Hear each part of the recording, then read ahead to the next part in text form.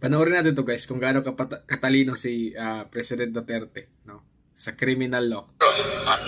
Then and now, to the police and the military is, it has become a national security issue. I did not proclaim it. It was Gloria Arroyo. Sinakayan ko na lang yung proclamation niya. And my orders to the police, human rights, you listen. Palimbasa yung lalaki ng taingan ninyo, walang silbi. Litseger. Go out and hunt for these criminals.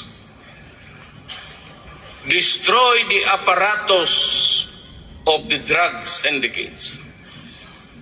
Go after itong nagkikidnap, and if they resist you violently, na mapalagay sa alanganin ang buhay mo, shoot. In any jurisdiction, yun talaga ang batas. Ito namang dilaw, ma'am, bakit naka-yellow ka na? Green ba gayon? Hindi, biro lang yan.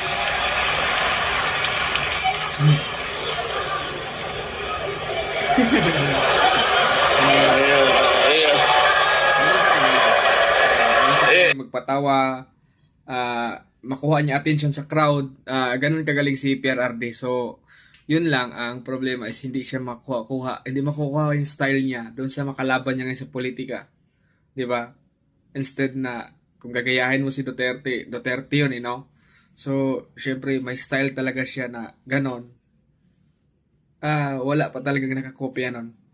So far, no? Sa speech niya, kung paano siya magbato ng jokes, kung saan niya ipapasok, yun kasi yung hinahanap-hanap ng tao eh. No? Maliban sa strong yung personality niya, yung pagpapatawa niya. Kasi nga, inaabangan talaga siya dati lagi pag nag-press con, no? Nag-speech Duterte. So, yun, magaling.